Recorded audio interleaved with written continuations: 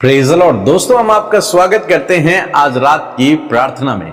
और आज मैं आपसे बात करना चाहता हूं कि परमेश्वर आपके लिए उपाय करेंगे, परमेश्वर आपके लिए प्रबंध करेंगे। चाहे आपको जीवन में किसी चीज की आवश्यकता हो, अर्जेंट नीड हो, या फिर आप कर्ज में हो, लेकिन मैं आपको उत्साहित करना चाहूंगा कि परमेश्वर जीवन के हर एक क्षेत्र में आपके लिए उपाय करेगा, आपके लिए प्रबंध करेगा।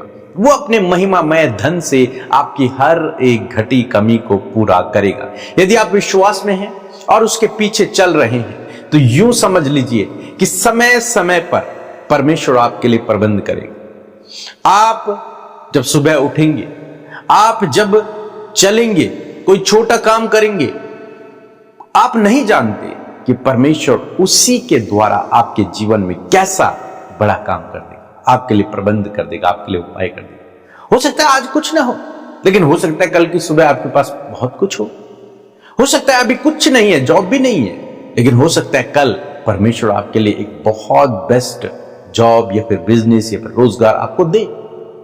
आप नहीं जानते, लेकिन बाइबल हमें बता रही है कि परमेश्वर हमारे लिए उपाय करेगा, प्रबंध करेगा। आज नहीं तो कल वो हमारे लिए व्यवस्था करेगा। तो इसलिए निराश न होएं, घबराएं नहीं, प्रभु में बने रहें, आशा बनाए रखें, विश्वास में बने रहें। प्रभु आपके लिए प्रबंध करेगा, उपाय करेगा। आज बहुत सारे भाई बहन हैं जो कर्ज में हैं, उन्हें नहीं पता अब इस कर्ज से कैसे बाहर निकले, लेकिन मैं आपको उत्साहित करना चाहूंगा, यदि आप प्रभु में हैं, प्रभु पर विश्वास कर रहे हैं, तो वो आपके लिए मार्ग बनाएगा, वो आपके लिए दरवाजों को खोलेगा, वो आपके लिए रास्ते बनाएगा ताकि आप उन पर चलकर उस कर्ज से बाहर निकल सकें। लेकिन इस प्रोसेस में आज्ञा मानना बहुत ही इंपॉर्टेंट है। आज्ञा मानना, जो कुछ प्रभु ने कहा है उसे करना। और जब हम वो करते हैं जो प्रभु कहते हैं, तो परमेश्वर हमारे जीवनों में फिर बड़े काम को करता है। जैसे हम पतरस के जीवन में देखते हैं, एक बार टैक्स लेने वालों ने पतरस से टैक्स को मांगा और कहा, क्या तेरा गुरु भी टैक्स देता है? पतरस कंफ्यूज हो गया, पतरस चिंतित हो गया, क्योंकि उसने तो अपना व्यवसाय अभी छोड़ दिया है, सब कुछ छोड़ दिया, वो यीशु के पीछे चल रहा है।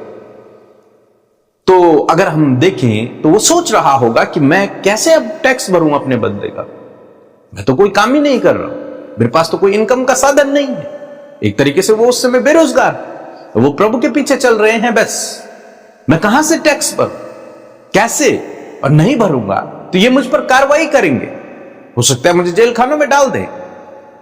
तो पतरस इसी चिंता में है, इसी विचार में। और जब वो प्रभु यीशु मसीह के करीब पहुंचा, तो प्रभु यीशु मसीह ने इससे पहले कि पतरस इस विषय में प्रभु से कुछ कहे, प्रभु ने पतरस से कहा कि क्या समझता है। प्रभु ने उससे बातचीत करना शुरू किया उसी टैक्स के विषय में। पतरस इस बात को सुनकर हैरान है, यह तो मेरे मन में है, यह प्रभु को कैसे पता चला? यह तो अभी मेरे साथ एक घटना हुई थी, किसी ने मुझसे पूछा था, कर लेने वालों ने मुझसे पूछा था, लेकिन प्रभु तो वहां पर नहीं थे, यीशु मसीह उसके साथ में उस समय नहीं थे। लेकिन प्रभु सब जानते हैं, उन्हें सब पता है। आप कर्ज में हैं, वो जानते हैं, आप स्ट्रगल कर रहे हैं, वो जानते हैं, आप बेरोजगार हैं, वो जानते हैं, आपको किसी चीज की नीड है, वो जानते हैं। सब कुछ, उनसे कुछ छिपा नहीं है। आप दुख में हैं, वो जानते हैं, आप आंसू बहा रहे हैं, वो जानते हैं, आप स्ट्रगल कर रहे हैं, सब कुछ, प्रभु से कुछ भी छिपा नहीं है। तो प्रभु ने उसे एक मार्ग बताया। क्या मार्ग था आप देखेंगे मेरे साथ में। मत्ती रचित सुसमाचार 17 अध्याय और 27 पद लिखा है, तो भी इसलिए कि हम उन्हें ठोकर न खिलाएं, तो झील के किनारे जाकर बंसी डाल, मीन्स झील के किनारे जा और एक जाल डाल, और जो मछली पहले निकले उसे ले, तो तुझे उसका मुंह खोलने पर एक सिक्का मिलेगा, उसी को लेकर मेरे और अपने बदले का उन्हें दे देना। यहां पर प्रभु यीशु मसीह ने पतरस को एक रास्ता बताया, पतरस को एक काम बताया कि इस मार्ग पे जा, झील के किनारे जा, वहां पर जाल डाल। उसका जो पुराना काम था, जो बचपन से करता आ रहा था, प्रभु ने वही उसे करने के लिए कहा कि जा, जाल डाल, और जो मछली तुझे पहले मिले उसको पकड़ना, उसका मुंह खोलना, उसके मुंह में तुझे एक सिक्का मिलेगा, और उस सिक्के को लेकर तू मेरे बदले का और अपने बदले का टैक्स दे दे। यानी कि वो 1 रुपए का सिक्का नहीं था, वो बहुमूल्य था, उसकी कीमत ज्यादा थी। अब कौन लेके आ रहा है इस सिक्के को? मछली लेकर। क्यों? क्योंकि प्रभु को उसकी आवश्यकता है।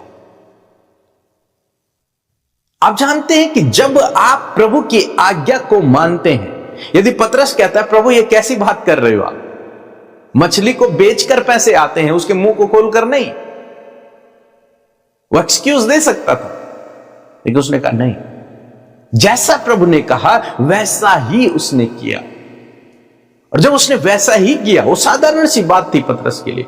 उसने विश्वास भी, अगर साधारण रूप से देखा जाए तो उसने उस पर विश्वास भी नहीं किया होगा कि ऐसे कैसे हो सकता है, लेकिन फिर भी वो गया, उसने जाल डाला, पहली मछली को पकड़ा, उसका मुंह खोला तो क्या देखता है? जैसा प्रभु ने कहा था, सिक्का है। और पतरस उस सिक्के को निकालता है, अपने बदले का, यीशु के बदले का कर, टैक्स उन्हें देता है। तो यहां पर प्रभु उसके लिए व्यवस्था करता है, प्रभु उसके लिए उपाय करता है, एक साधारण से काम के जरिए। लेकिन कब? जब वो उसकी आज्ञा को मानता है, तब। जब आप उसकी आज्ञा को मानते हैं, हो सकता है आपके पास छोटा काम हो, लेकिन प्रभु उसमें बड़ा प्रॉफिट आपको दे सकता है। जब आप उसकी आज्ञा को मानते हैं, जब आप उसके बताए हुए रास्ते पर चलते हैं, तब छोटी चीज से भी प्रभु आपके लिए बड़ा प्रबंध कर सकता है, वो आपको ऊंचा उठा सकता है। तो कहने का मेरा मतलब है कि आपको चिंतित और निराश होने की आवश्यकता नहीं है पतरस की तरह, बल्कि आपको प्रभु पर भरोसा रखना है और उसके अनुसार चलना है। तो वो आपके लिए हर दिन व्यवस्था करने की सामर्थ्य रखता है, वो आपको हर समस्या से बाहर निकालने की सामर्थ्य रखता है। इसका कर्ज भी प्रभु यीशु मसीह ने भर दिया, टैक्स भी भर दिया। जब आप प्रभु के पीछे चलते हैं तो वो आपके लिए व्यवस्था करता है, वो आपके लिए उपाय करता है, वो आपके लिए प्रबंध करता है। कैसे करेगा? वो उसकी जिम्मेदारी है, वो आपको मार्ग दिखाएगा, आपको उसकी आज्ञा के अनुसार चलना। ऐसा अद्भुत आश्चर्य कर्म होगा जो आपकी सोच और समझ से परे होगा। सो मैं आशा करता हूं आप समझ गए होंगे। सो प्रभु आपको इस वचन के द्वारा बहुतायत से आशीष